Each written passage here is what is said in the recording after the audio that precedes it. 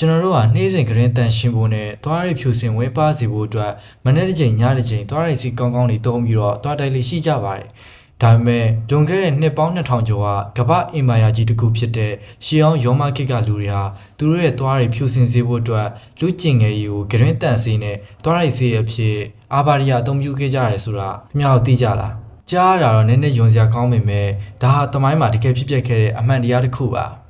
သူတို့ကဘာကြောင့်ဒီလိုအရာမျိုးကိုသုံးခဲ့ကြရလဲ။အဲ့ဒီနောက်ကွက်ကတိတ်ပံနေကြဓာတုဖေးတာအကြောင်းရင်းကဘာလဲဆိုတာကိုဒီနေ့ဗီဒီယိုမှာတိတိကျကျပြောတော့မှာမို့လို့အဆုံးထိကြည့်ပေးကြပါဦး။လူတွေရဲ့ကျင်ငယ်ရည်ထဲမှာအမိုနီးယားလို့ခေါ်တဲ့ဓာတ်ပစ္စည်းတစ်မျိုးတဘာဝအတိုင်းပါဝင်နေပါတယ်။ဒီအမိုနီးယားဓာတ်ဟာကွန်ပေါင်းဓာတ်တွေထဲမှာအစွမ်းထက်တဲ့တန်းစင်ဆေးတစ်ခုဖြစ်ပါတယ်။သူဟာသွားရီပေါ်မှာဆွဲကက်နေတဲ့အစွန်းထင်းတွေအဝါဘက်တွေကိုဖိရှားပေးနိုင်အောင်နဲ့မကပဲကရင်နဲ့ဘက်တီးရီးယားပိုးမွှားတွေကိုပါတည်စီနိုင်တဲ့အစွမ်းရှိပါတယ်။ဒါကြောင့်ရှေ့ခေတ်ရောမလူမျိုးတွေဟာကျင်ငယ်ရည်ကိုအိုးကြီးတွေမှာထည့်ပြီးတော့အချင်းဖောက်လိုက်ကြပါတယ်။အချင်းကြာလာတဲ့မြအမိုနီးယားဓာတ်တွေပို့ပြီးတော့ပြင်းထန်လာတဲ့အခါအဲ့ဒီရည်ကိုအသုံးပြုပြီးတော့ပလုတ်ချင်းတာသွားလိုက်တာတွေလှုပ်ဆောင်ခဲ့ကြတာဖြစ်ပါတယ်။ထူးဆန်းတာရောမခေတ်မှာကျင်ငယ်ရည်ဟာအရန်ကိုစီးပွားရေးရတွက်ချေကြိုက်တဲ့ကုန်ပစ္စည်းတစ်ခုဖြစ်ခဲ့ပါတယ်။ရောမဆိုရလမ်းဘေးတွေမှာကျင်ငယ်ရည်စုဆောင်းတဲ့အိုးကြီးတွေကိုစနစ်တကျထားရှိခဲ့ပြီးတော့လူတွေစီကနေရတဲ့ကျင်ငယ်ရည်တွေကိုသွားရိုက်စီလုပ်ငန်းနဲ့အဝိတ်ထက်ရှော့ပွတ်တဲ့လုပ်ငန်းတွေစီကိုစီးပွားရေးရပြန်လည်ရောင်းချခဲ့ပါတယ်။ဒါရင်မကသေးပါဘူးရောမအေဂရီဘက်စပါစီယန်လက်ထက်မှာဆိုရင်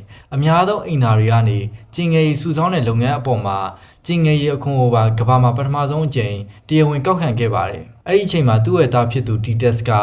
အဖေကလည်းညစ်ပတ်လိုက်တာဒီလိုကျင်ငယ်ရည်လိုအရာမျိုးပေါ်အထိအခွန်ကောက်ရလားဆိုပြီးတော့လာရောက်ကန့်ကွက်ပါတော့တယ်။အဲ့ဒီခါအေဂရီဘက်စပါစီယန်ကအခွန်ငွေတွေကရွှေရင်းကားတစ်ပြားကိုကောက်ယူပြီးတော့တားဖြစ်သူရဲ့နှာခေါင်းသားကိုကပ်ပြီးတော့အနံ့ရှူခိုင်းလိုက်ပါတယ်။ပြီးတော့ရွှေရင်းကားပြအနံ့စိုးထွက်နေလားလို့မေးတဲ့အခါတားဖြစ်သူကမထွက်ပါဘူးဖေလို့ပြန်ဖြေပါတယ်။အဲ့ဒီမှာအေဂရီကြီးကပြုံးပြီးတော့ဒါပေမဲ့ဒီပတ်စံတွေကကျင်ငယ်ရနေလာတာလေမှတ်ထားသားလေးပတ်စံမှာအနံ့မရှိဘူးဆိုပြီးတော့ပြန်ပြောခဲ့တာဖြစ်ပါတယ်ဒီဖြစ်ရဲ့ကြောင့်ပဲပတ်စံမှာအနံ့မရှိဘူးဆိုတဲ့ကဘာကျော်စကားပုံဟာဒီကျင်ငယ်ရအခွန်ကောက်ခံမှုတမိုင်းကြောင်းကနေစတင်မြပြခံလာခဲ့တာဖြစ်ပါတယ်ပိုပြီးအံ့ဩဖို့ကောင်းတာကထိုခေတ်ကရောမလူမျိုးတွေဟာကိုယ်နိုင်ငံကထွက်တဲ့ကျင်ငယ်ရထက်ပေါ်တူဂီနိုင်ငံလာတဲ့ကျင်ငယ်ရကိုပို့ပြီးတော့ဈေးကြီးပေးဝေကတုံးဆွဲခဲ့ကြတာပါ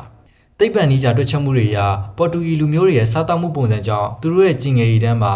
အမိုနီးယားဓာတ်ဟာပုံမပြင်းထန်စွာပါဝင်တယ်လို့ရောမသားတွေကယုံကြည်ကြပါတယ်။ဒါကြောင့်ပေါ်တူဂီကလာတဲ့ကျင်ငယ်ရည်ဟာရောမအထက်တန်းလာတထေးတွေကြားထဲမှာဈေးကြီးဆုံးပရီမီယံသွားလိုက်စေးအဖြစ်ခေတ်စားခဲ့ပြီးတော့သွားတွေကိုအဖြူစင်ဆုံးဖြစ်စီတယ်လို့သတ်မှတ်ခဲ့ကြပါတယ်။အနည်းချုပ်ရရင်တော့ဒီနေ့ခေတ်သွားလိုက်စီးရီထဲမှာသုံးဆွဲနေတဲ့ဓာရုဗေဒတန့်စင်စနစ်တွေကိုလွန်ခဲ့တဲ့နှစ်ပေါင်း2000ခရေကရောမလူမျိုးတွေကတဘာဝတိုင်းနားလည်ပြီးတော့အသုံးချခဲ့တာဖြစ်ပါတယ်။သုံးဆွဲတဲ့ရာဝတ္ထုကထူးဆန်းနေပေမဲ့သူတို့ရဲ့သိပ္ပံနည်းကြတွေးခေါ်မှုနဲ့အေဂရီကြီးရဲ့စီးပွားရေးမြင်ကတကယ်ကိုအံ့ဩစရာပါပဲ။ဒီနေ့တင်ဆက်ပေးခဲ့တဲ့အကြောင်းအရာလေးကိုသဘောကျရဆိုရင် like and follow ထားဖို့မေ့နေအောင်နော်။အားလုံးကျေးဇူးတင်ပါတယ်။